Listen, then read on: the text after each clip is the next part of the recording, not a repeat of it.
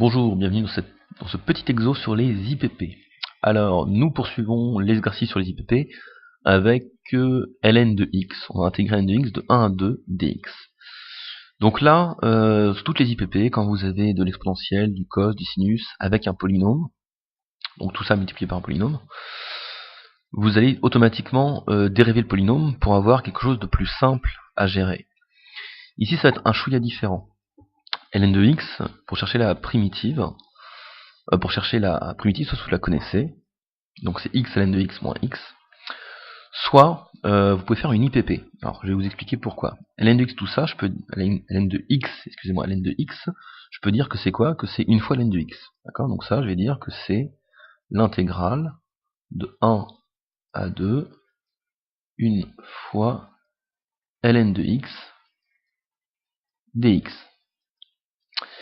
Ça m'intéresse, pourquoi? ln de x, je sais le dériver. Et 1, je sais comment trouver la primitive de 1.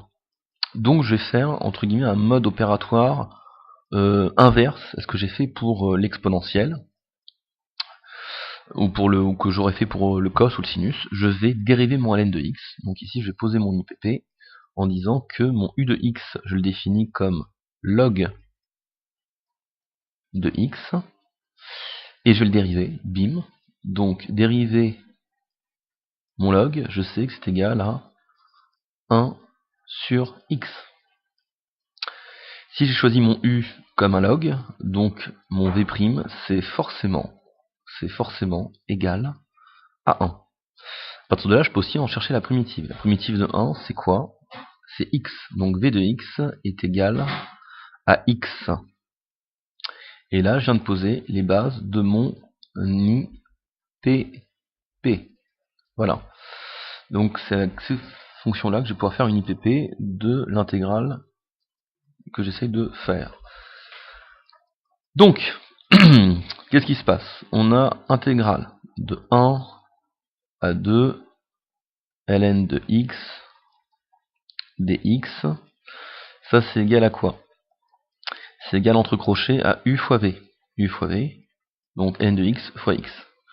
Donc x fois ln de x. À évaluer entre 1 et 2. Moins l'intégrale de 1 à 2 de u' fois v. Donc u' fois v, ça me fait x fois 1 sur x dx. Ce qui est intéressant ici, c'est que je vais pouvoir simplifier mes deux x qui sont là. C'est-à-dire que je vais avoir une petite simplification. Ce x-là, je le simplifie avec celui-ci.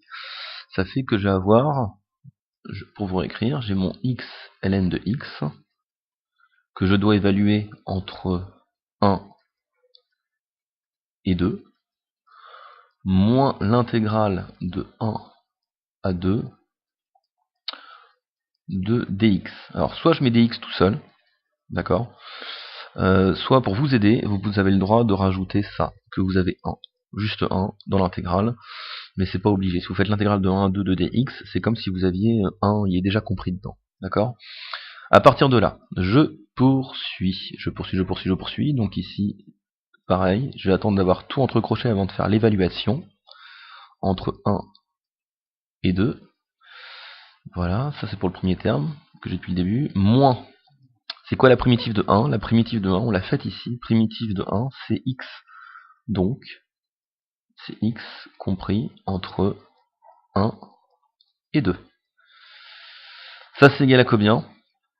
Ça, c'est égal à une petite évaluation qu'on va faire. Donc, on remplace d'abord x par 2. Donc, ça me fait 2 ln de 2 moins 1 ln de 1.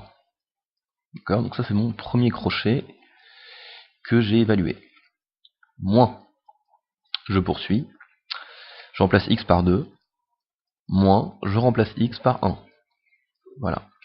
Ici, il y a une petite chose qui apparaît tout de suite, c'est un 0. ln de 1, on sait que ça vaut 0. Donc cette chose-là, bim, bim, je peux dire que c'est 0.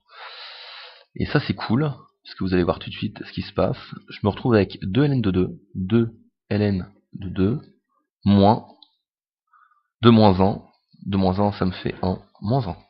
Clac.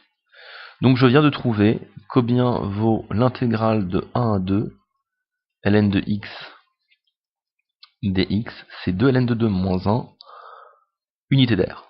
D'accord? Voilà, donc là on vient de faire un petit exemple sur comment on fait une primitive de ln de x via une IPP, juste en créant quelque chose en créant en fin de compte une multiplication par 1 qui ne change rien à ce qu'on a dans l'intégrale, mais qui permet de débloquer la situation. Primitive de 1, c'est x, dérivée de ln de x, vous la connaissez, c'est 1 sur x. À partir de là, l'IPP se passe vraiment très tranquillement. Des petites simplifications ici au niveau de mes x. Ensuite, là, il y a juste à évaluer une constante. Alors, il y a une intégrale sur 1, donc la primitive de 1, x, voilà, bon, c'est vraiment basique, voilà, mais ça permet de bien fixer l'idée. Voilà, voilà.